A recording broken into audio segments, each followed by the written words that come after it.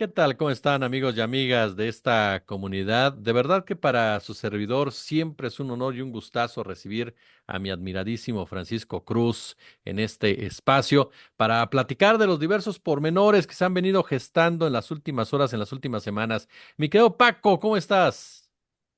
Jesús, muy bien, y mira qué día, ¿eh? Mira qué día, y te voy a citar. No, no, más bien te voy a parafrasear o reparafrasear, porque si digo cita no me acuerdo completa. Negociadota la entrega de Ismael Zambada García, el Maya Zambada, y Joaquín Guzmán López, ¿no? Se agarraron a los dos, oye, y caray. Yo siempre me he preguntado si el Mayo era un tipo supuestamente, nos dice la narrativa oficial, tan cuidadoso, ¿qué andaba haciendo en Estados Unidos? Y sabía perfectamente que en cuanto pusieron pie ya lo iban a agarrar, ¿no? Entonces, Y con Joaquín Guzmán López, el hijo más discreto del Chapo Guzmán. sí, Él era el más discreto, hermano de Ovidio Guzmán López, no era como Archibaldo, no, tipo se supone que era muy discreto, así que lo que hacen, Jesús, digo, sí se fueron a entregar. ¿Qué negociaron? Ya lo sabremos, pero sí es una entrega negociada, por un lado, pero por otro también hay cosas interesantes, fíjate, porque se acaba prácticamente la era de los grandes, grandes capos. Sí, ahí podemos poner a quién, a Héctor el Güero Palma Salazar, que era un tipo violentísimo, a Amado Carrillo Fuentes, el señor de los cielos, a su hermano Vicente Carrillo Fuentes, el viceroy, a Rafael Caro Quintero en esta segunda entrega, ¿no? A Juan García Ábrego, a Benjamín Arellano Félix, a Osiel Cárdenas Guillén, a Ernesto Fonseca Carrillo, sí, es decir, se acaba la era de los grandes capos y empieza la era de los juniors, ¿no? Porque no me digan que se va a desbaratar el cártel de Sinaloa. claro. Su Sí, estructura está intacta, está completa, está su hermano, el guano, uh, hermano del Chapo, ujú, el guano, Guzmán, el Aureliano. guano Salazar, si lo era. Así que está intacta, pero se acaba así, como que es histórico, ¿no? Un cártel que tiene por lo menos unos 30,000 empleados en 100 países, que es el mayor distribuidor, por lo menos así lo califican, de fentanilo en Estados Unidos. Y además, fíjate bien importante, en una época en la que hay un proceso electoral en Sí. Estados Unidos. Oye, y en ese punto creo, Paco, el cártel de Sinaloa, si quieres vamos a entrarle a este tema, ya que estamos metidos en él hoy.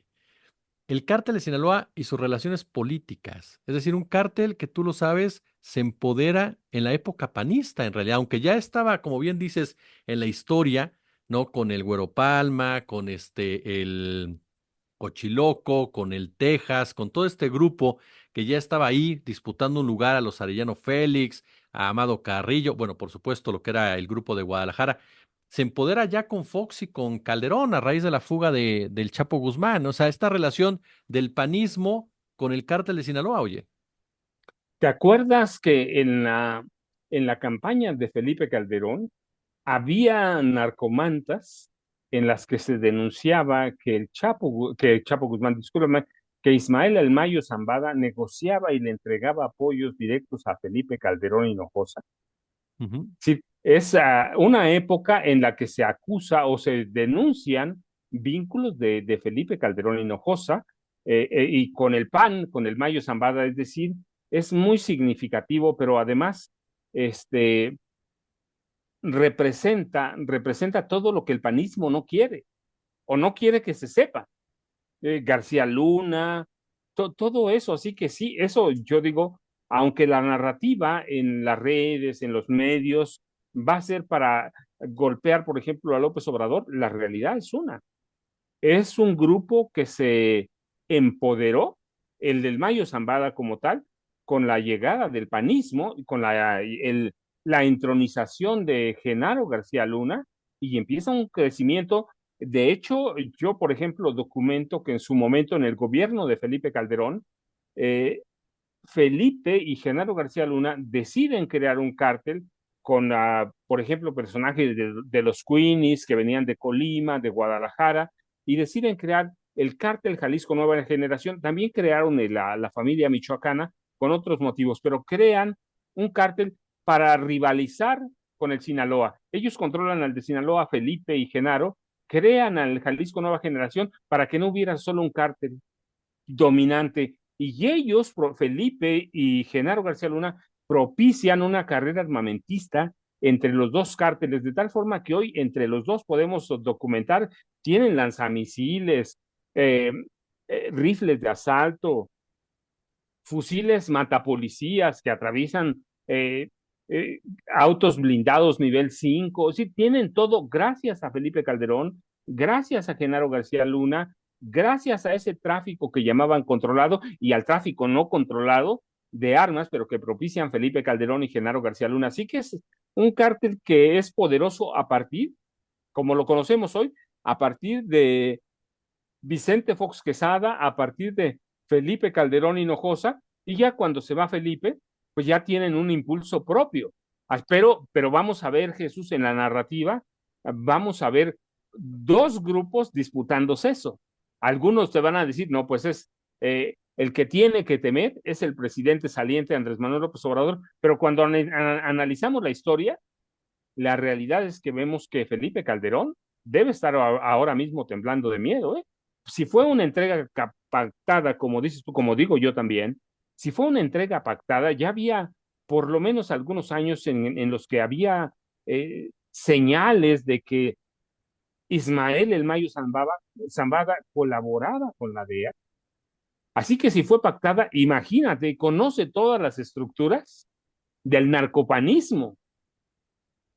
Y eso va a ser pesado, pero pues vamos a ver, Jesús, una guerra de narrativas. Para mí lo real, te digo, es que eh, es una, nos guste o no, es un capo infame histórico, como todos los que señalamos, es un capo que además operaba más como un gran empresario y por eso es lo extraño de esta entrega, un capo que operaba más como un empresario, era un capo de muy bajo perfil, nadie nunca lo vio, bueno, teníamos el caso de Julio Scherer, pero este tipo tenía fama de negociar con todo mundo, incluida la DEA, claro está, de negociar con todo mundo, así que es muy extraña, la verdad, y esto sí, digo con mucho respeto, da para mucho la especulación, Claro. porque no es una casualidad que además haya ido acompañado de Joaquín Guzmán López, el hijo más tranquilo o el de más bajo perfil de los Chapitos, ¿eh?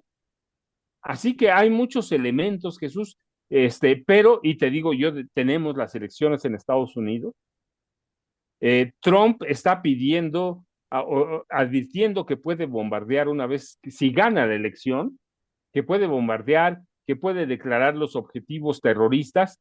Y por el otro lado tienes a Biden y a Kamala Harris, que tú crees que no van a lucir mañana como Claro. trofeo esta Sí, claro. entrega. Sí, claro. Así que es una entrega de un capo histórico que da para todos los elementos de análisis que le busques. Operaba en 100 países, casi 30,000 empleados en el mundo contra 17,000 del cártel Jalisco Nueva Generación.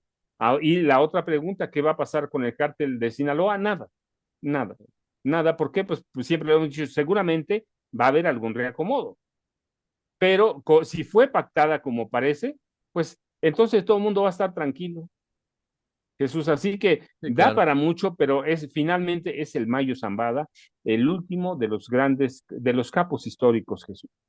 Oye, qué opaco. En este marco, dos preguntas. De una vez me aprovecho. Por ejemplo, Ernesto Rufo Appel, primer gobernador de oposición en Baja California, despunta el cártel de los hermanos Arellano Félix. Llega Francisco Barrio a Chihuahua y comienza la historia negra del cártel de Juárez con el Amado Carrillo y su primo, o su hermano, perdón, Vicente Carrillo, además, por supuesto, de Rafael Guajardo como el operador policíaco. Y de Rafael repente, Aguilar Guajardo, me Rafael hiciste Aguilar acordar de Guajardo, mi historia, fíjate. por ejemplo, ese personaje. Y después nos topamos, ya lo mencionábamos, con gobiernos panistas para el cártel de Sinaloa. En Michoacán, el vínculo de la Tuta con la hermana de Felipe Calderón, con Luisa Calderón. Es un narcopartido, el Partido Acción Nacional, te lo preguntaría así. Y dos, este punto que mencionas, que Paco, la DEA tratando de utilizar este discurso de narcopresidente en contra de López Obrador, ¿qué tan posible es? Bueno, mira. yo lo voy a separar primero en tres partes. Adelante. Primero, los panistas que llegan en el Salinato. E- Esa, esa negociaciones que se dan los cárteles, por ejemplo, los Arellano Félix, hay que atribuírselas a Salinas. Recuerda, Salinas Ujú. firmó un pacto no escrito, claro, con ellos Sí, sí, sí. para controlarlos a través de Guillermo González Calderón. Así es. González Calderón era un policía, un super policía tan poderoso como Genaro García Luna, sin el cargo que tenía García Luna, pero hizo el mismo trabajo. Negoció con con el cártel de Tijuana, negoció con el cártel de Juárez, negoció con el cártel del Golfo. El problema es que nunca pudo controlar a los cárteles como después lo haría Genaro García Luna. Así que esa parte hay que atribuirse a las Salinas, que era también un narcogobierno y que finalmente es el que empodera al Partido Acción Nacional. Recuerda, validan así las elecciones de 1988. Pero para entonces, y hay que recordarlo, por eso te decía, para entonces entra ya en acción un personaje que viene a ser fundamental en el narco, Genaro García Luna, que se incorpora o lo reclutan o lo insertan en el CISEN en 1989.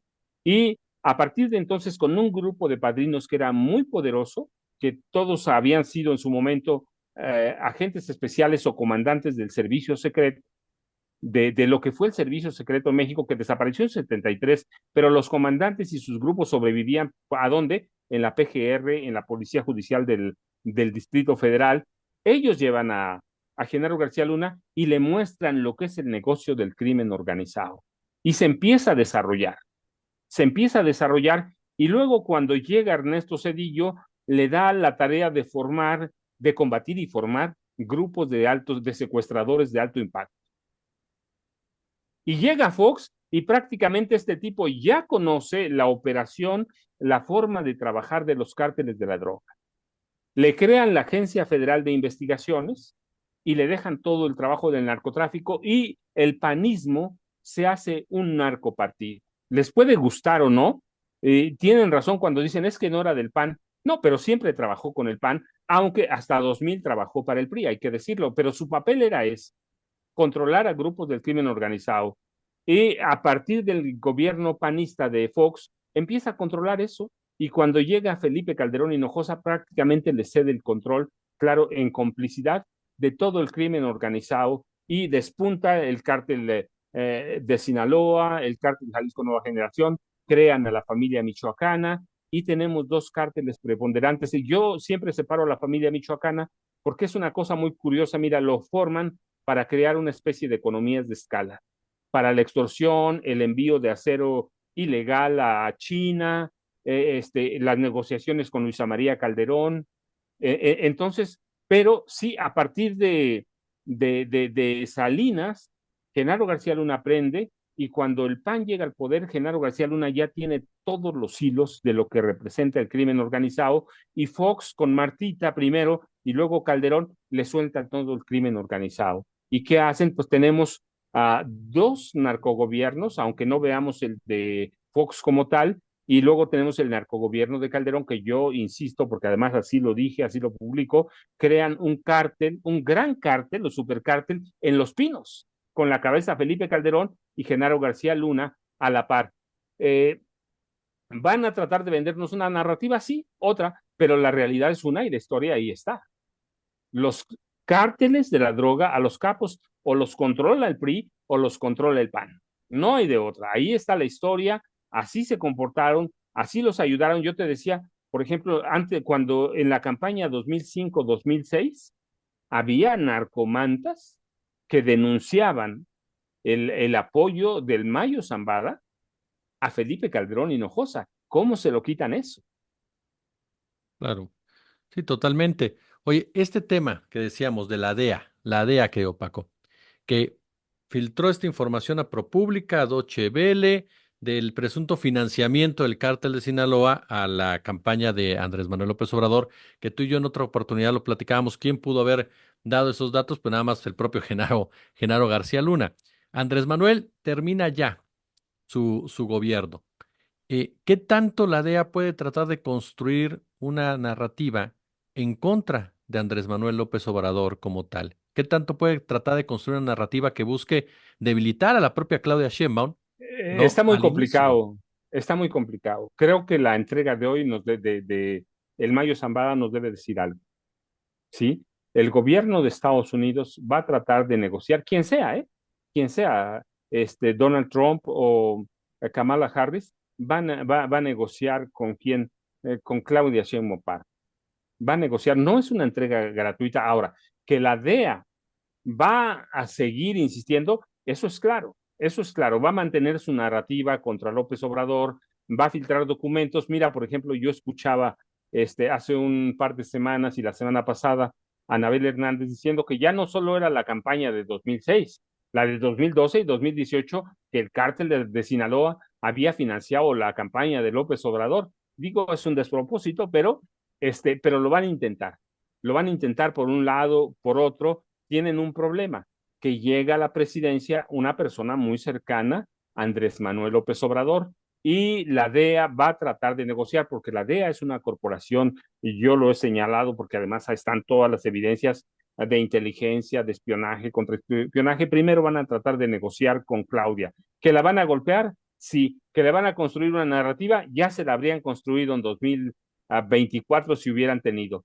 Lo van a intentar, sí, pero yo insisto también, Claudia es una mujer que piensa, que conoce la historia, es una mujer con una historia política propia y tiene mucha cercanía con López Obrador, así que golpearla desde la DEA no le conviene a la propia DEA, no le conviene al gobierno de Estados Unidos y van a tratar de negociar con ella otros términos por ejemplo, para la entrada de agentes, que desde el 96 estaba regulada, pero que nadie nunca hizo nada por detener la entrada de agentes de la DEA, de la CIA, del FBI, del Servicio Secreto de Estados Unidos, operaban aquí hasta el gobierno de Enrique Peña Nieto, de la Oficina de Alcohol, Tabaco y Armas de Fuego. O sea, lo van a seguir intentando. ¿Para qué? Para tener las mismas ventajas, los mismos apoyos que tuvieron desde el salinismo hasta Enrique Peña Nieto. ¿Por qué Salinas les da tantas ventajas, por ejemplo? Pues porque solamente así la Casa Blanca validó el fraude de 1988 y cuando llega Felipe Calderón les abren todavía más la puerta porque solamente así la Casa Blanca validó el fraude de 2006. Entonces lo van a intentar, pero la Casa Blanca, recuerda, no tiene amigos, tiene interés. Siempre van a tener intereses y van a tener interés de negociar con Claudia Sheinbaum Pardo. Ahora vemos otra retórica. ¿Por qué? Porque están en campaña política. Y mira, de aquí al 5 de noviembre, Trump, Vance van a golpear a México durísimo, van a golpear a Claudia Sheinbaum Pardo, van a golpear a quien sea, van a amenazar, como lo hizo Trump hace 2 días, con bombardear a refugios narcos, con autorizar operaciones especiales contra los narcos, pero todo eso además tiene otros propósitos, más que abrir la puerta otra vez a todos los agentes de las corporaciones policíacas de inteligencia y espionaje de Estados Unidos. Tiene para mí otros propósitos que eventualmente, y esto mira, lo sé porque lo ha publicado algunas veces el Comando Norte, a veces el Comando Sur de Estados Unidos, tienen un plan para que eventualmente México haga lo que hizo Colombia en su momento, les autorice la operación de algunas bases militares u operar en, algunos, en algunas zonas militares de México. Es decir, lo van a intentar siempre, van a estar presionando, lo van a lograr. Yo creo que no, pero bueno, todo eso es historia que se tiene que escribir, Jesús, y que tiene muchos ángulos para analizar, pero con Claudia creo que el objetivo final es lo que ha señalado el Comando Sur, no refiriéndose a México, pero dicen que en un plan de 5 años tienen el proyecto para establecer bases militares de aquí hasta Tierra del Fuego. Argentina ya les autorizó 2, en Colombia tienen 8, eh, en Ecuador prácticamente ya lo tienen ganado con Novoa allí. Les falta México, que sería importantísimo, más allá de aquí que puedan operar, lo que requieren es tener bases militares en este país u operaciones en algunas zonas militares de las que hay en México, Jesús. Mi querido y admirado Francisco Cruz Jiménez, yo siempre te agradezco de verdad estos minutos que nos regalas de sapiencia, de conocimiento para aprender mucho más de todos estos tipos de temas. Déjeme decirle, amigo, que Paco y yo íbamos a platicar otro tema, pero como se nos ganó este, ya le entramos de lleno, mi querido Paco. Oye, yo te agradezco como siempre, amigo, de verdad. No, hombre, Jesús, no, de verdad, es que es un tema importantísimo, Claro, sobre todo en la entrega pactada, que además, insisto, estoy reparafraseando a Jesús, por allí vi un tuit de Jesús, es una entrega pactada, que eso es, y yo lo dije hace como 2 años, dije, el Mayo Zambada está negociando con la DEA, y la DEA se convirtió en un organismo inmerso en la corrupción, pero abierta. Esto es un tema del día, pero ya sabes, Jesús, que a esta hora platicamos cualquier otro día con mucho gusto, como siempre. Así que te dejo un abrazote.